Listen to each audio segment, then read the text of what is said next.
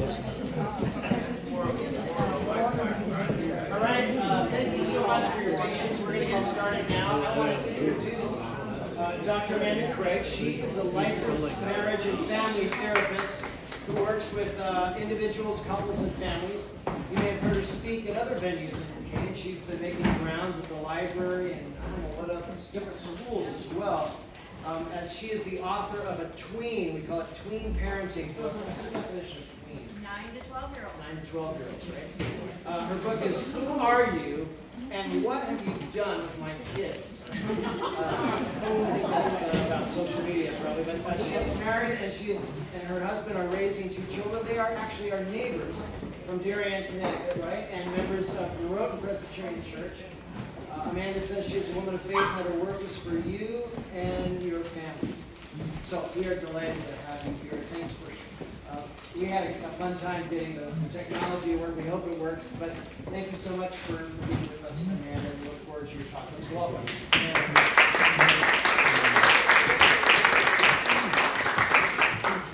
Good morning, and thank you for coming. That was amazing getting this up, so I'm very thankful to him, and very thankful to First Presbyterian for inviting me. We just start with a quick posture of prayer. Invite the Lord into our talk. Heavenly Father, I'm so thankful for our time together. I so love watching and listening to the chatter go on of just organic conversation in your house. And Lord, I ask you to use me as a conduit of your message, and that our eyes, our hearts are open and take something from this time together. In Jesus' name. Amen. So we'll see. My husband's a drummer, so he's always got 2 hands going and his foot. And I've got my clock on my phone, I've got this, and my notes. So I'm kind of like my husband drumming today. We'll see if I'm as good as he is.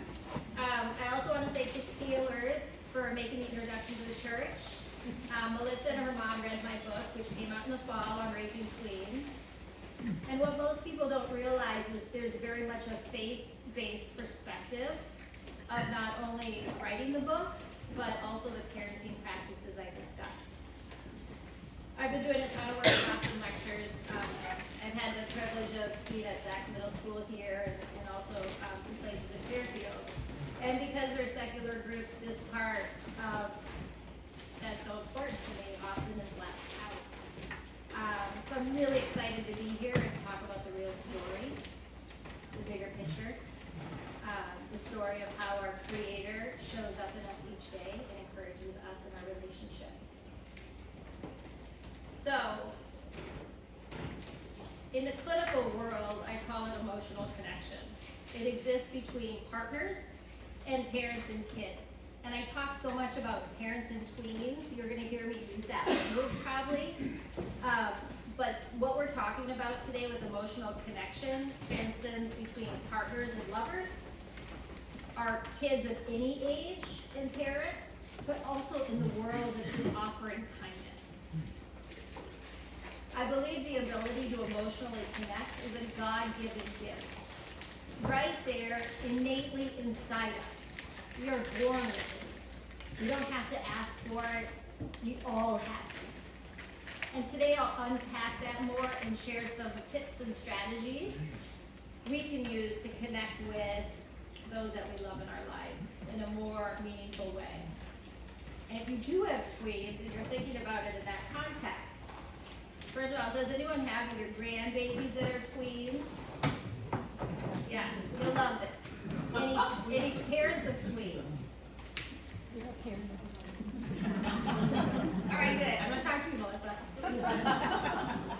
But what's also nice about this, and grandparents, you can note it, is these tips also build confidence, empathy, and resiliency in our kids. So my hope is you take 1 or 2 things home today that you can practice. I also think it's more interesting if there's a little more discussion than lecture, so feel free if questions come up or something I say is unclear, go ahead and shout out. Okay. So I'm here as a licensed marriage and family therapist and a woman of faith. I'm not a preacher. My Christian story starts as a kid going to choir, confirmation, Sunday sermons, youth group in a Lutheran church. I went to a Good News camp one summer, and I prayed as a little kid in my bed at night. Later, I attended a Catholic undergraduate college, but in full disclosure, I didn't ever go to the church. I would say in childhood, I really didn't understand the depth of God's presence and the love He has for us.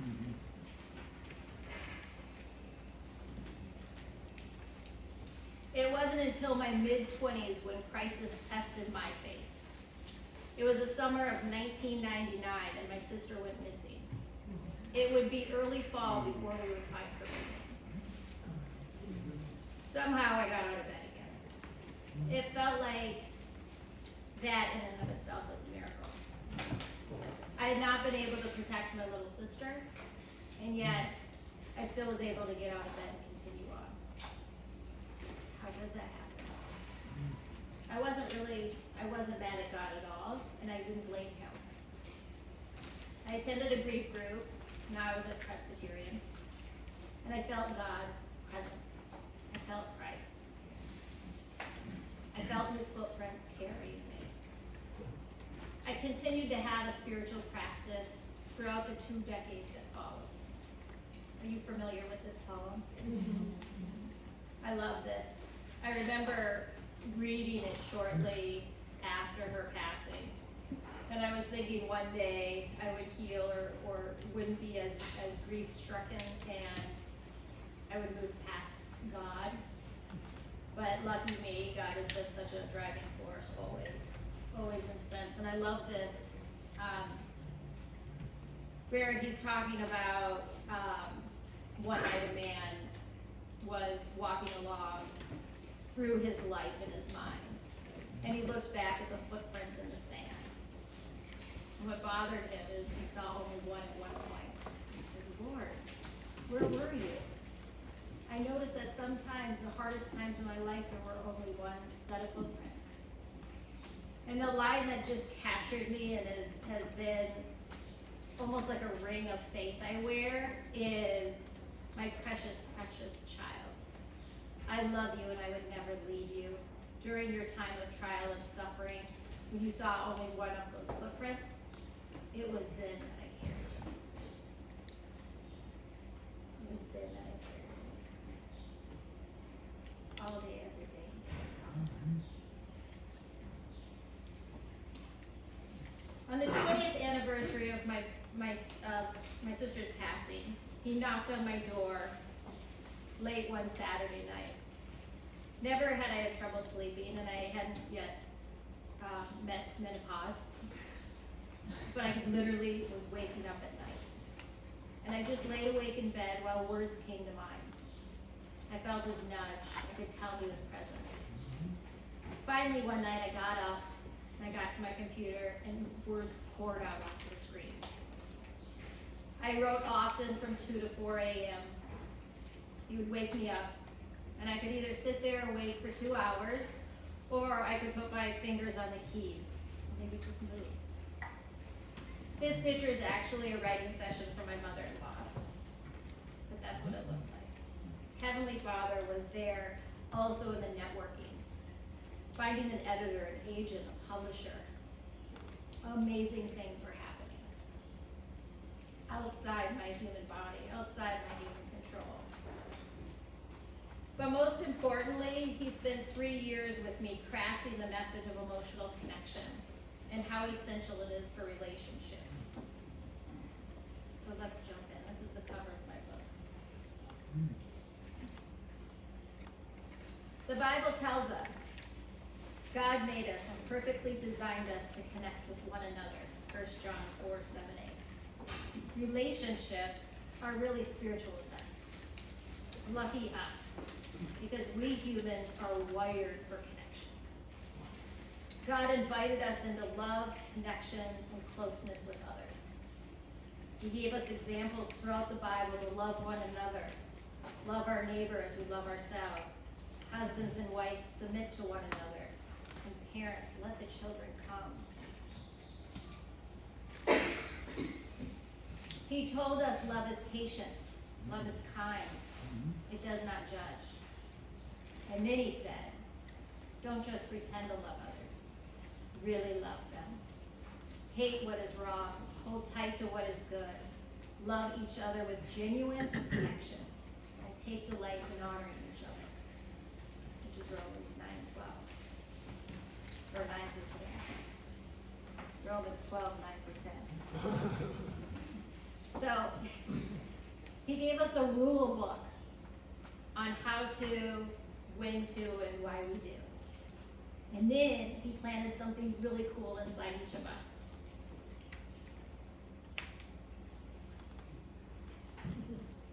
What we call it is emotional connection, right? That's what the neurobiology, the neuroscience field calls it. But the neurotheology, right? The study of relationship between the brain and the theology. Did you know that was a thing? I didn't know that was a field. It's an actual field of study, a field of research. And they know better. They know it's something bigger than us. This thing he poured upon us, we might think of it as the Holy Spirit, the research, the body of research that's starting and growing out there actually sees parts of the brain light up differently when we are having a regular spiritual practice. Isn't that amazing? There's a great study out of the University of Virginia where they put people in an MRI machine. In the first group, they just put in and they scan their brain. And the brain, as you would suspect if you've ever been in an MRI machine, lights up like a 4th of July. The second group goes in and they hold the hand of someone. And the brain still lights up, but not as much. The third group goes in and holds the hand of a loved one. And those were the people, the participants whose brain lit up the least. There was a comforting connection. There was a safety. And what dawns on me as I'm writing and researching and working with clients in my practice, and as a faith-based woman, God is walking and encouraging us with his likeness. Can I ask a question? Yes. Getting back to this study, as far as the brain Yes. lighting up, you said it, there was more and more connection, it lit up less and less. I'm just trying to understand that. So the brain, so the MRI is not,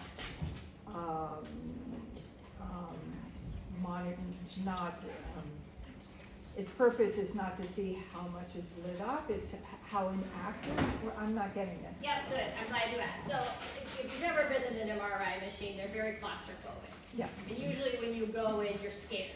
And so your stress response lights up in your brain. So it's stress. It's stress response Gotcha. lighting up. And so when you go in by yourself, it's lighting up in fear. Oh, And then the second group who went in and held the hand of somebody, right? Anybody's better than nobody, is what the study finds, because that brain was less scared.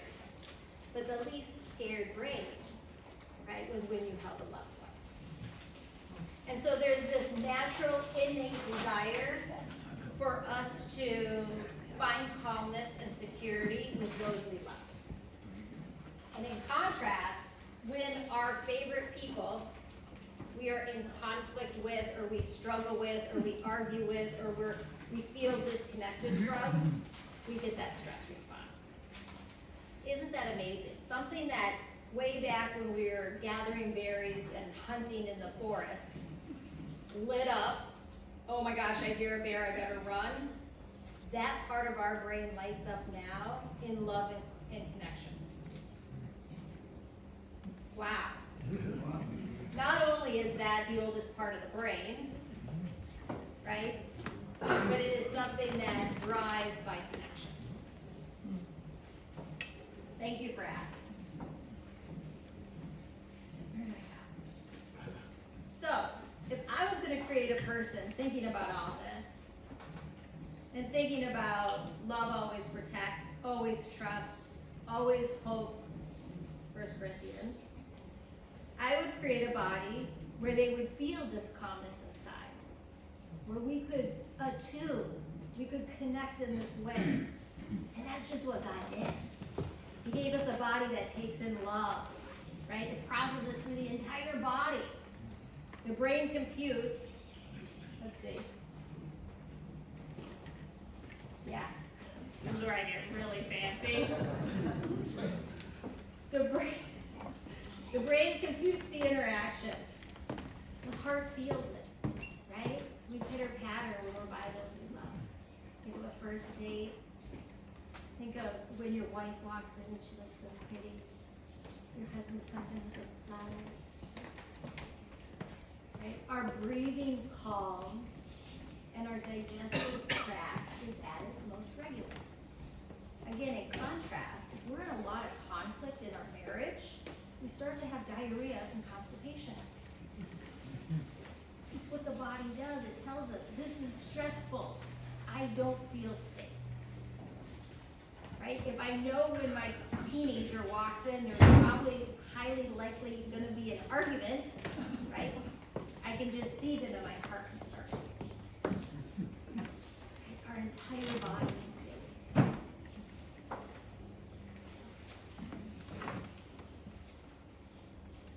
And when we attune, we say, hey, I got you, don't worry. Oh, thank you for sharing that part of you. That makes a ton of sense. Tell me more about that. I'm curious what you're saying.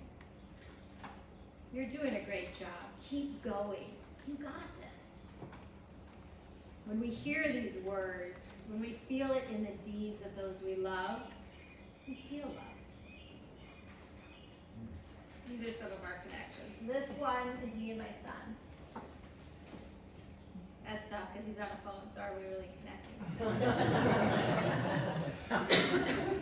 But the kind of story of this is sometimes we'll sit in his room. He's 13 now, so literally I lost my spot in his room. It's like the day he turned 13, all of a sudden I walk in like I always did to sit in my spot. He's like, no more.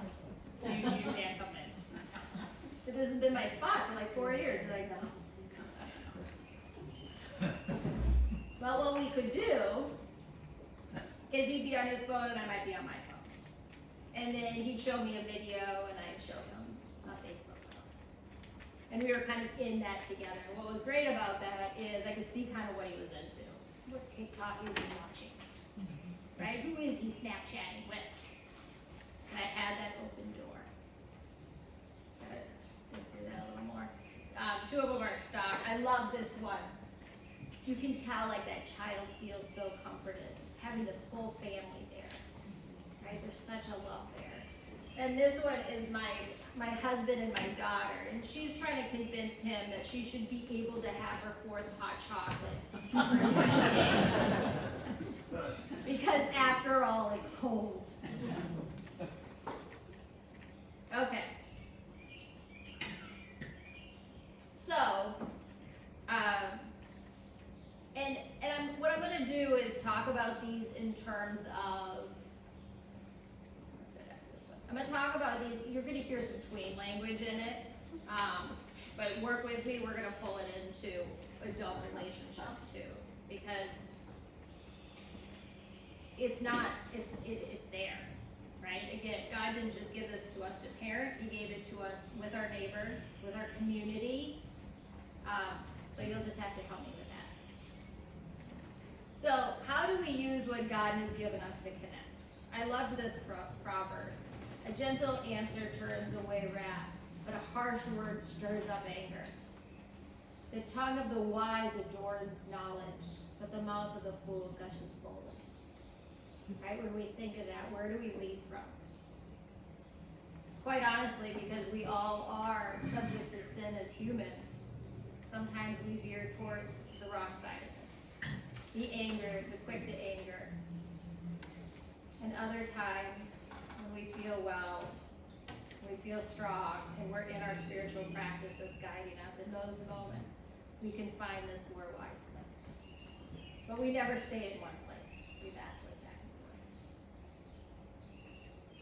and forth.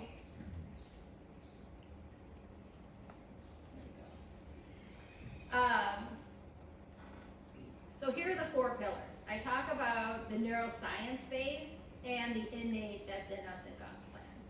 God invites us to be intentional. So all 4 of these are very intentional. Making family and our loved ones a priority over the pulls of sin and conflict that draw us in and beg us to participate. Being conscious with who we are and how we show up in Jesus' likeness. So the first one I talk about is I see you. The idea of making quality time, making it a priority. It is so easy, especially in communities that we live in, to run out of time. I love what you were saying today with the class. Run out of time, run towards something, lose sight of what we're doing. Just let me do one more thing and then I'll get back to it. But then we don't get back to it. So this first pillar is I see you. I want to slow down. I want to make time. I want to make you a priority. I want to look past the to-dos and have-tos and the escapes and just be present. People often go, oh yeah, I got that one. What's the next one? And then we all go, yeah, I got it. Hold on. Right? It's so easy yet so complicated or so hard to do sometimes. So I see you. What can you tell me? No pressure. But when you think about this, making time, making a priority to get together, spending just that little extra 5 minutes, where do you see it happen in your life? Or where do you see it difficult? What time of day or days of the week do you find time together is easier? Anyone have thoughts they share? Dinners. Yeah, at the end of the day. So dinners, driving the kids. The other one I hear the most is walking the dog.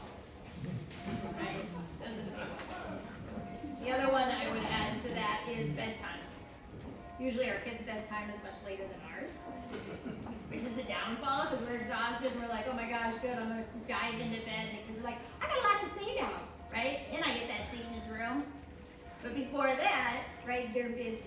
The beauty about bedtime is that's when they're calming down and their brain starts processing their day. Yes. I found like with older teenagers, like you can stay up on weekends when they get home, like after their curfew, like they are ready to just talk about everything. Yes. Like, staying up late or doing a really late pickup that nobody wants to do, picking them up, and then they talk in the car and yeah. Or sometimes you can get them in the car with friends. I kind of like being the driver because you hear a lot of chat and you can sometimes put in a question and they'll answer it because they're just so busy chatting. So that's a great one. So I see you just making time, making a priority of that. The next one is I want to know you. So if I show up, then what do I do with it? Right? This is that listening deeply into their thoughts, opinions, and perspectives. Right? We can easily give them the answer. But when we give them the answer, we take away their agency. So it's a deeper dive into humanity and really understanding what life is like for them. When we stop and really get to know what somebody thinks or feels, or how they see their options to their dilemma, we are expressing care and acceptance. We're validating them as their human being and their human struggle. How does that feel to be on the receiving end?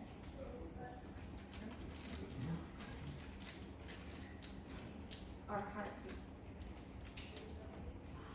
That makes sense. Our humanity becomes more vulnerable and more open.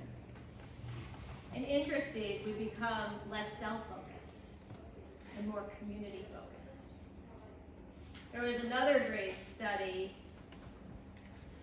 where, and this came out of the neurotheology field, where they asked participants to provide a script of a spiritual experience. And they wrote them down. And then they had the participants sit while one of the investigators read them the script. And again, they scanned the brain. And what they found is the part of the brain that's self-focused actually was quiet. It was less active. In other words, when we are involved in spiritual practice, we become more outward, community focused, right? Kindness, and less self-absorbed or self-focused. And this is the same thing. If I want to be curious about somebody else, imagine their experience, make room for them, it offers them safety and their ability to think through things. That develops confidence in our kids, and more closeness in the relationship. So can you think of a question or that either somebody asked you where you felt seen, you felt like you mattered or they cared, or a conversation you had with your kids that went deeper, right? They shared a part of you, and this could be a kid or anybody, but they shared something about themselves that was curious to you. It was new. You didn't realize they had that thought. When we go to fix it or give them the answer, bottom line it, move the conversation along, we miss these pieces of people. And I always say I get a lot of that. We've been married 12 years, we have 3 kids, and like our marriage is so drifted, right, in my office. And often it's because we're not taking time or making a priority to get to know you. Well, I know everything there is about my partner. I've been with him 20 years. No, we kind of know what it's like, right? But we don't know what it's like. I always say the difference between how was your day versus how did you experience your day, right? Because I don't know how you experienced your day unless you tell me. Yeah. I find I get in the worst trouble with either my wife or my kids when I assume Yes. I know what's going on with them. And, you know, it's the difference between a lovely evening together or just a nightmare. Learning to ask questions, learning to ask, like you're saying, you know, and being intentional about listening and not assuming anything, but really practicing that art of listening and asking questions to open up and not try to move it along, like you're saying. That's disaster zone for me. And you're not alone, right? Because we're moving fast and we have a lot to do and then we're tired. So there's a good reason we do that. But when we do ask those questions, people feel heard, right? They feel like they matter. And what's interesting, when we assume and we get it wrong, that's that adrenaline rush, right? With anger comes that adrenaline. And that's bad, right? That's bad.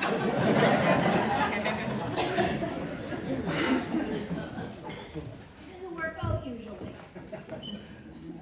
And then what happens is, next time, we assume we're gonna get assumed. Right? So now I'm already guarded when you start talking because I think you're gonna assume. And now we get in that pattern. And that's how we end up drifting in our close relationships. So I want to know you. I am here for you.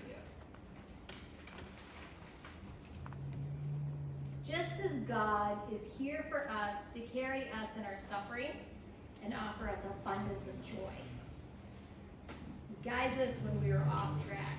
He gives us the ability to provide similarities to our children. Sure, money and nice things are great, but the real gift is us. Just us. When we make memories, we practice rituals. I love what you said this morning, have fun. Right, I heard this, I'm taking this from someone, it's not mine, but it was so spot on. How often do you ask your kids, what did you do for fun today?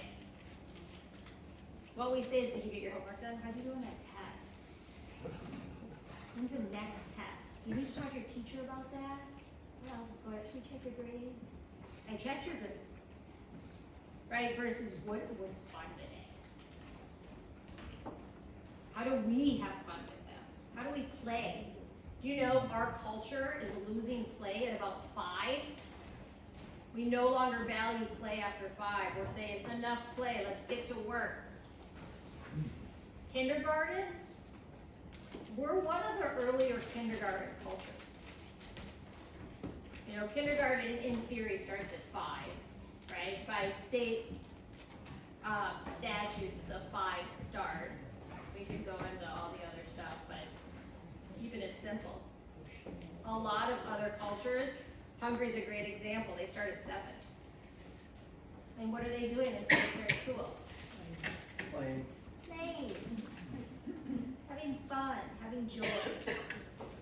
So this idea is I am here for you. It's a combination of creating memories and traditions together, right? Things that our kids will look back fondly. And when we have these rituals and traditions, it brings us close, right? It ties us.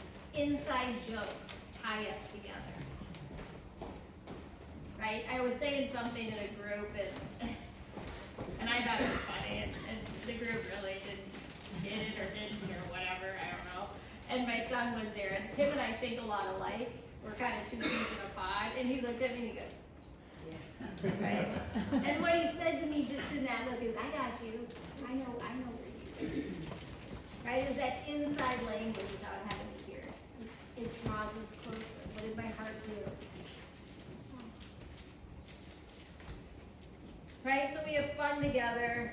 The other thing about this is we can do tough things together. So teach our kids DIY. Teach our kids, do together the lawn. When we do hard things, we model for them what it's like that we do hard things and keep going. We don't give up, we don't cry and swear and hit our head against the wall. Like, we keep it moving. And we model for them the resiliency.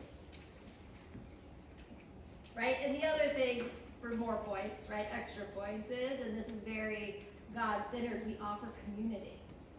We want our kids to have, we want our kids to have community. We want community. We do not thrive in isolation. We thrive in having a village. And that transcends regardless of age, right?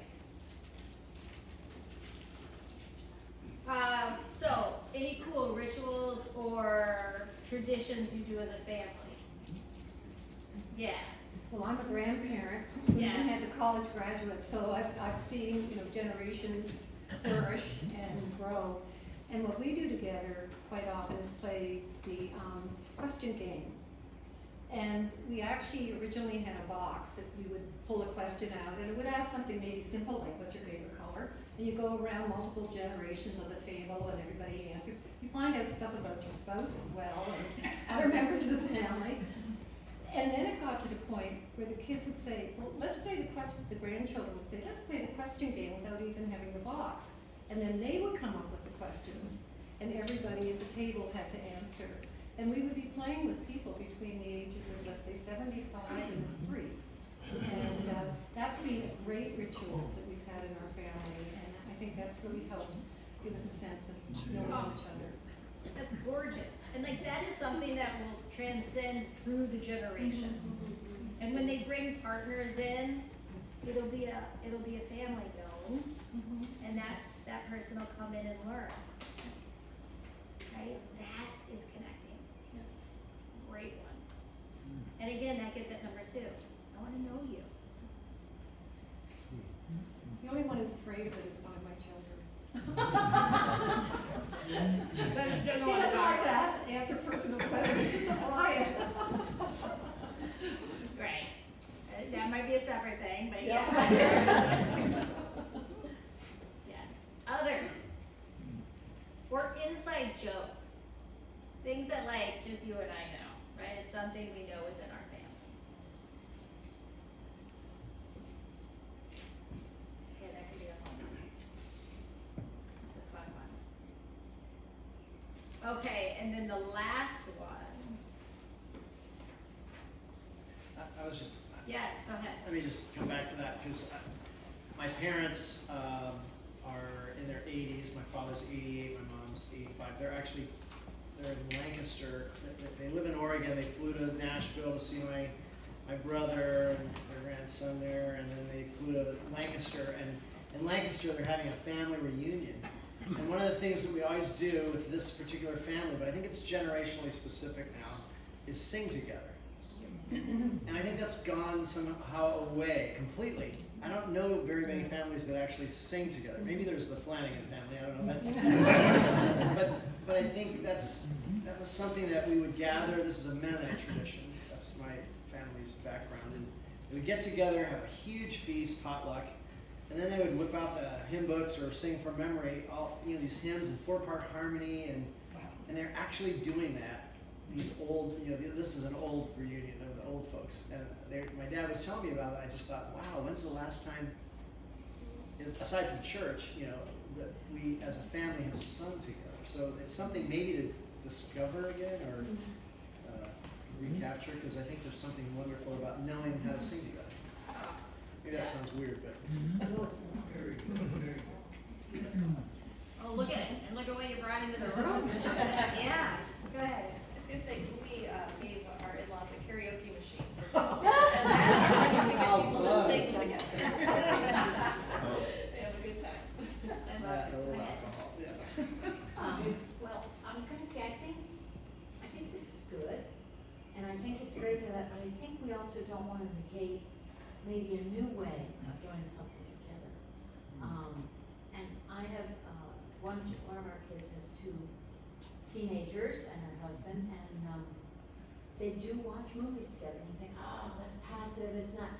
They watch, and then they talk about it, and they talk about it in the car, they share things, and they don't see the movie once, they might see it 20 times a year.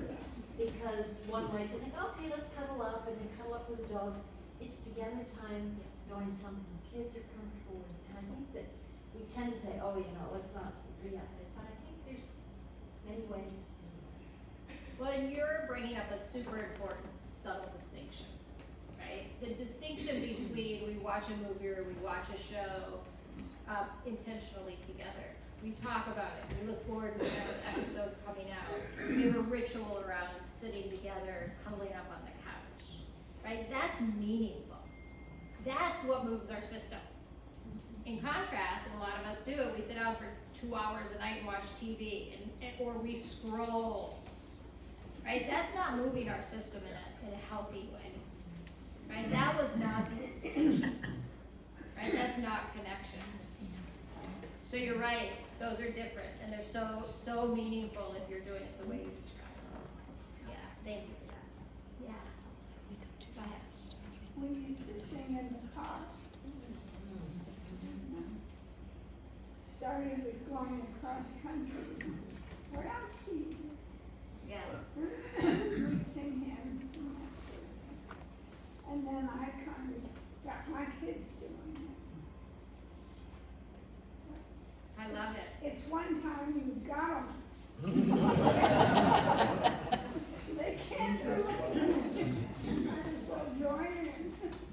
Well, it's interesting too, when you talk about singing, right? You're moving oxygen through the blood, because you're taking deep breaths and singing out. So again, you're lighting up the brain, and you're doing it with others when you're in harmony, right? Or close to, right? Your brain, you can't help but smile, right? You can't help but go, look what we just created.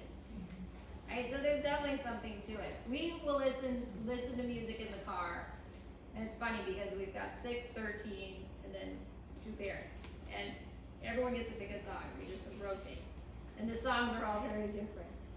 Right? There's just such a plethora. You can have so much now in the library. But it's pretty cool because you get to hear a large. Nobody sings though. I'm gonna start, well, I guess I sing, now that I think about it, but nobody's singing with me. Yeah. A tradition I got from my mother when we were growing up, Christmas time, we would make ornaments.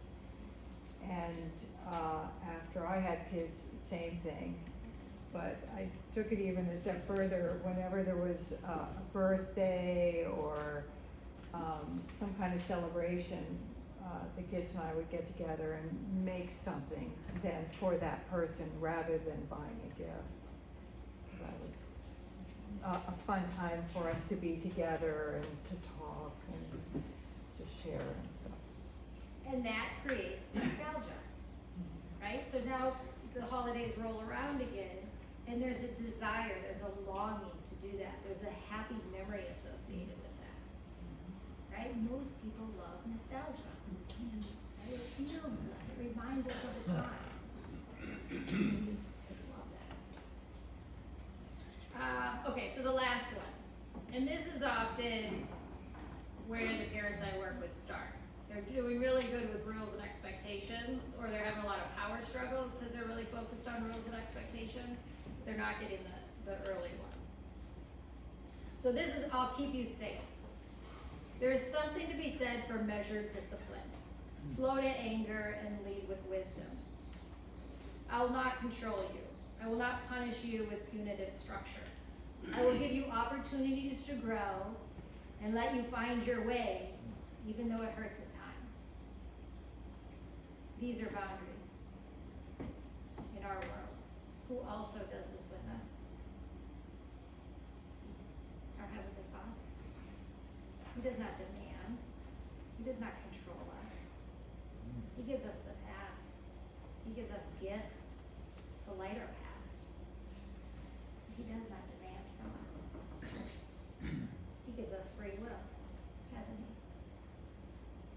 he? He invites us to follow Jesus, but does not control.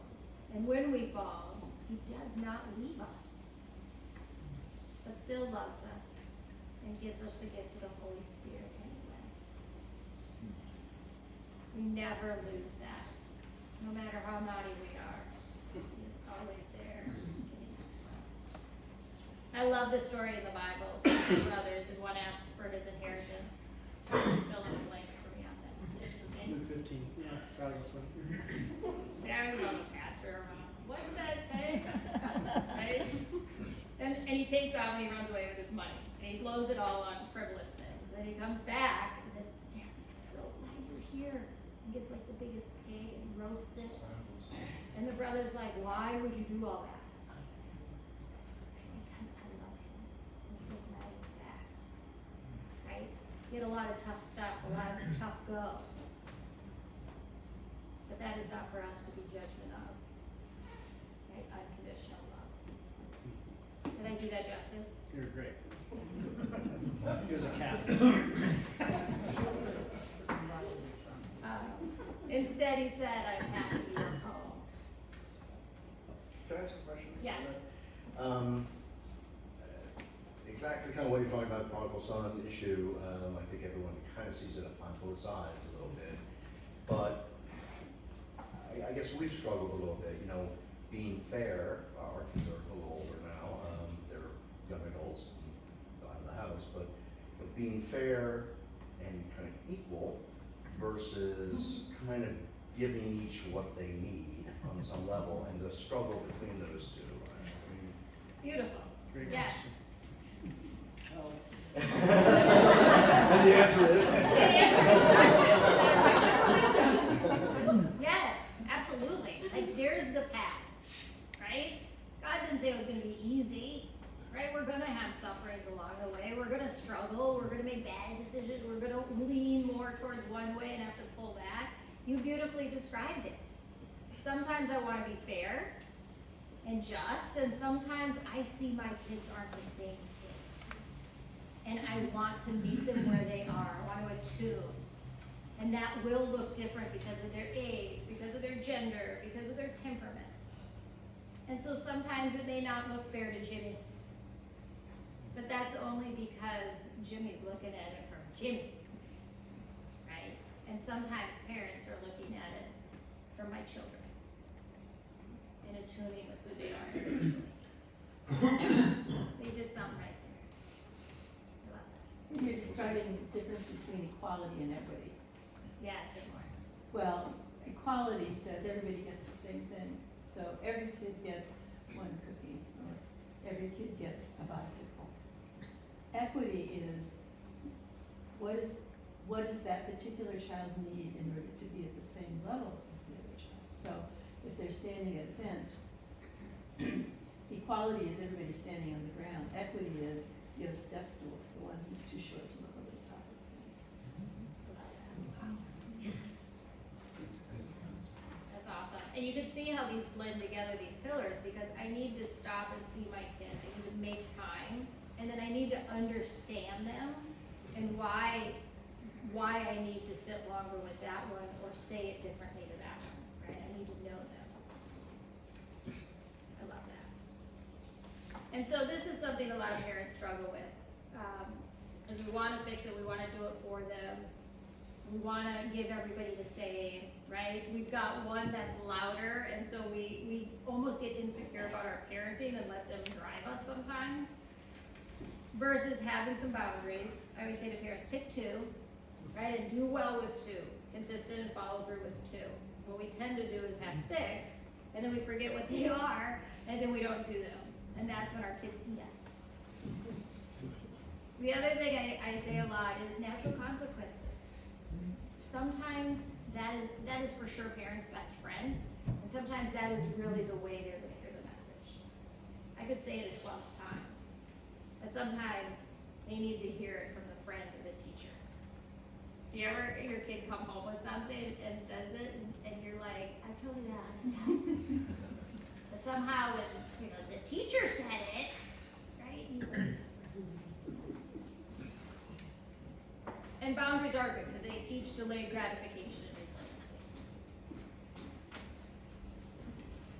Okay, so often what we get into is we balance kind of what you're saying. This might be the reason, fear-based parenting, right? We get worried about, will they be okay? Will I be seen as? Will they get enough opportunities? Will I be holding them back? Fear, worry. Versus unconditional love and letting their path unfold for them and letting them have some agency. So,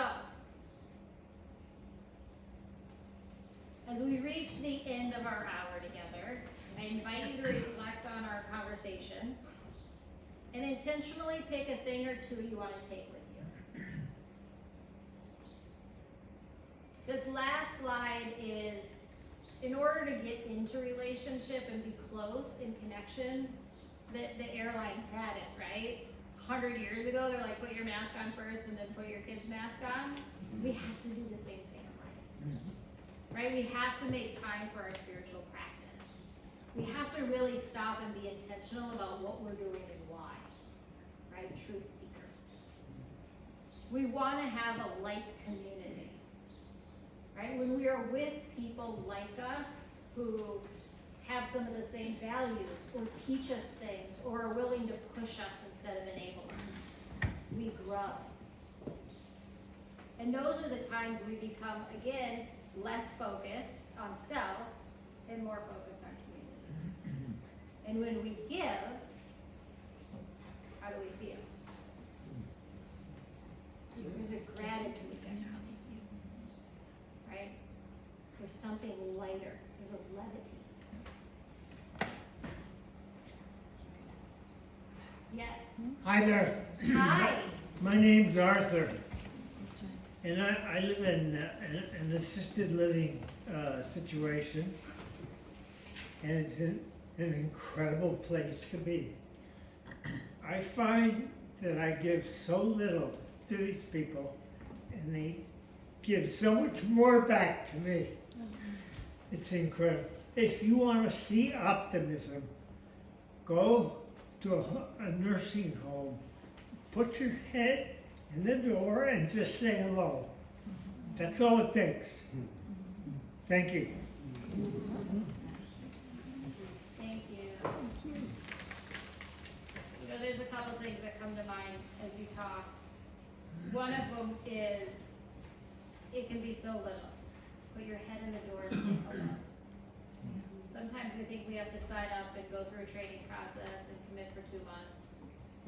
You can just open the door and say hello. The other thing, when you first said, They give you so much more than you give them. That may or may not be true. But what we do often not know is how much we give people that we don't even know. Right? You have probably given over your lifetime so much more than you maybe know. Because we don't always hear from people. Oh, last time you did that, boy, that touched my heart. I did this, that, and the other with it. Or I've been thinking about that thing you said, it made me feel so good. You just don't get that a lot. Yes. I find, or I've been told, that a smile is worth 1,000 words. People you know, people you don't know. And, it's worth Yes. smiling more. Yes. And again, when we smile, there's an attunement that happens and the brain lights up. And who created this amazing brain? Right? It's by design. He wanted us to be able to spark each other like that. Quite amazing. This has been a good experience for everybody. Yes. It's really true that you don't always know the effect of that on others. I remember getting a card, maybe 10 years after I graduated college, from a friend who had transferred out. We were close for a while. But she thanked me, looking back, we never talked about my faith, but she thanked me for just being who I was and living my faith without talking about it. And I never knew that was even apparent. So just being confident, being with the people you're with, and intentional about your friendships really can make a huge difference that you don't even know about. I love that. And like think that through, right? God nudged her, right? Kept putting you on her mind. And then she wrote that card and she mailed it. And he gave her the words. She didn't sit for hours, crafting them, right? They came from her heart. How long did that take her? Right, we don't know, but probably not that long. Right? It can be so easy sometimes, especially when it is God-driven. It just flows. I love that. Other thoughts before we get today? Thank you for coming.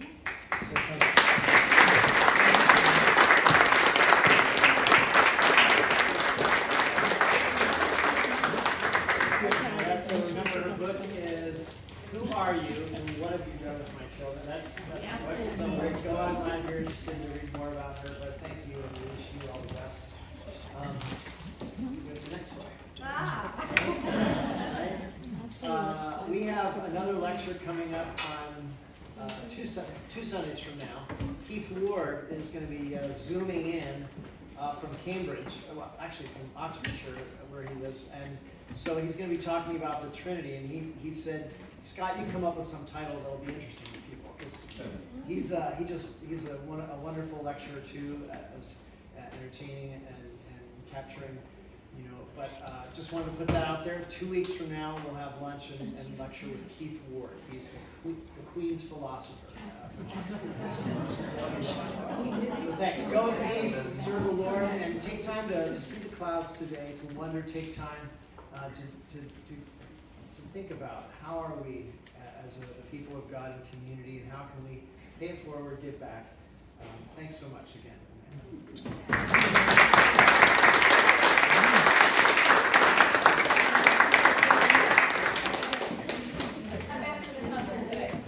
We have 4 o'clock concert.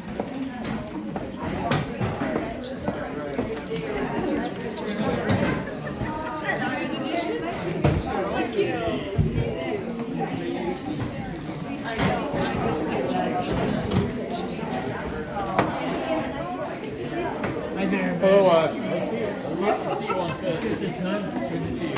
I'm trying. 9:30? There's coffee.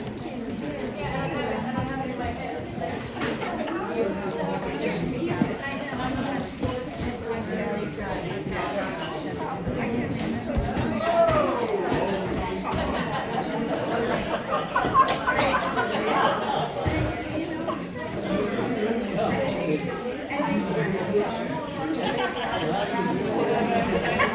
you.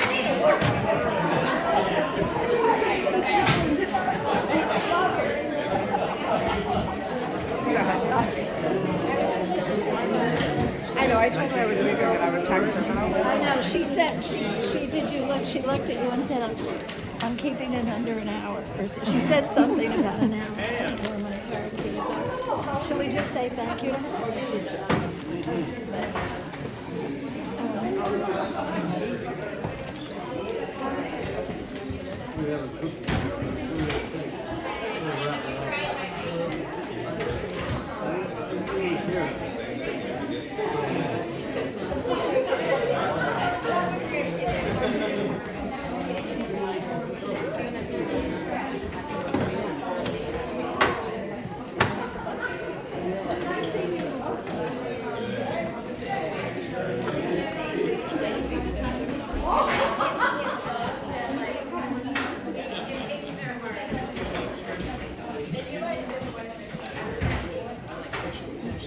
Yep, and a little bit lemon. She's like, you know, I think you would.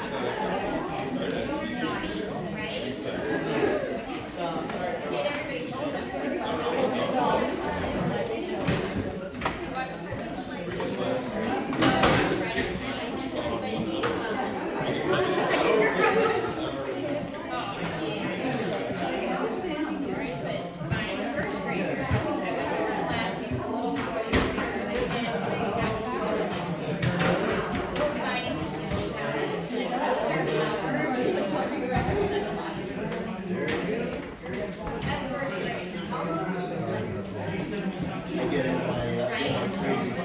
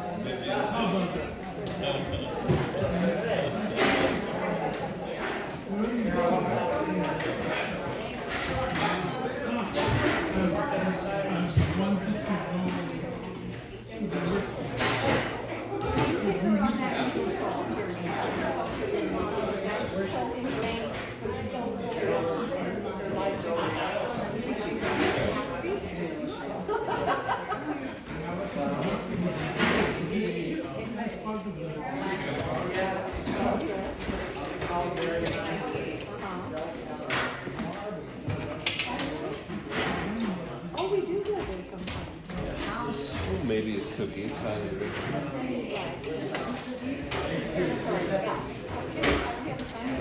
They often go to these meetings.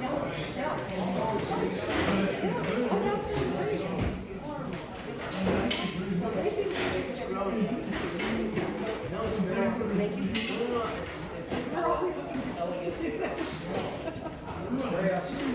There's so much in this. Will you turn this off? Thank you.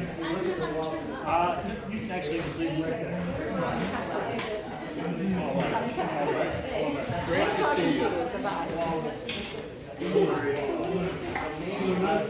There's a little button right The there. message.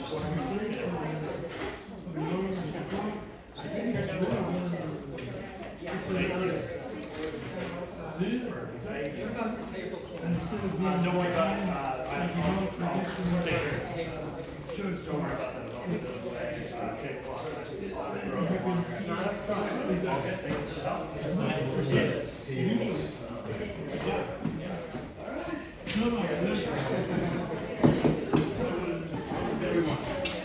Yeah, the restroom's right here, Carlos, right It's there. an extra greeting there on that one. Greeting, coffee, and sugar. Whatever I can do. Somebody was saving. All right, I'll see if they.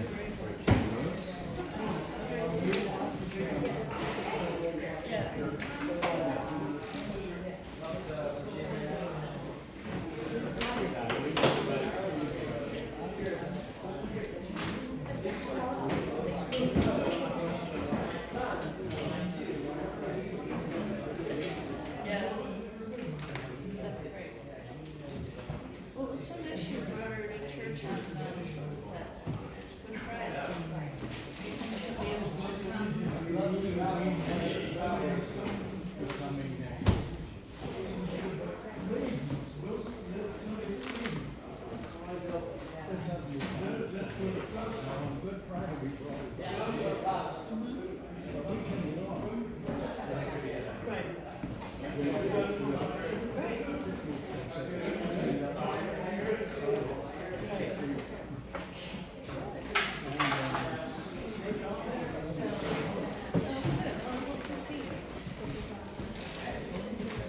Yes.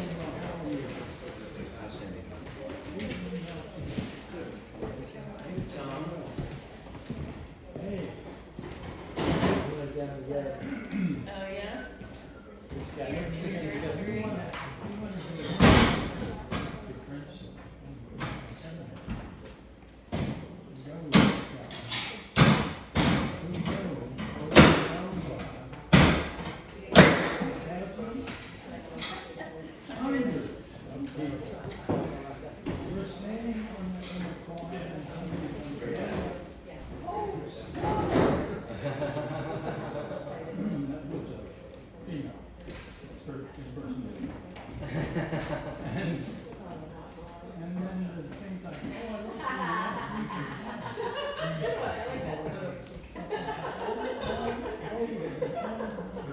Popularity.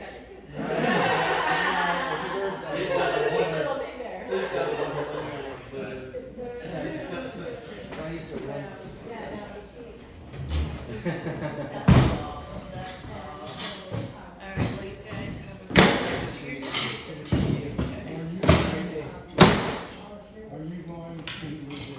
Concert?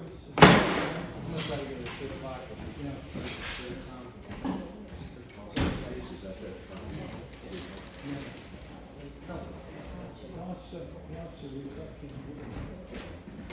That I can't go to. I gotta be back here for another one at 3:30. Yeah. Just a thing. Yeah, enjoy it.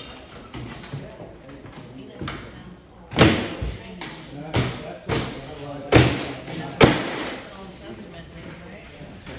Yeah.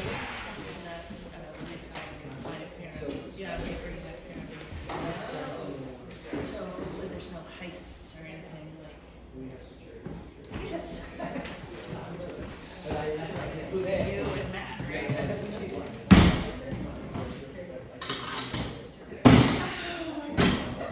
Yeah,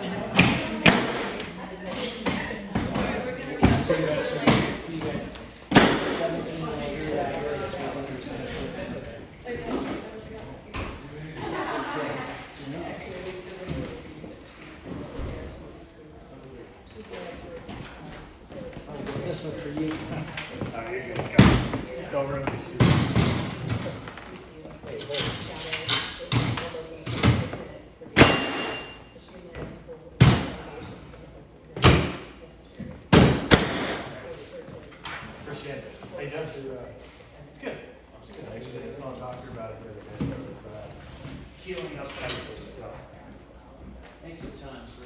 No worries, yeah, but, I figured out the issue. Her computer software is super complicated. So. It's after we went through the school. Yes. So, time to update the upgrades, something, but yeah, glad it all works, so. Thanks for helping with that. No problem. Who recorded it? Oh, I did. Okay. Still recording? Yeah.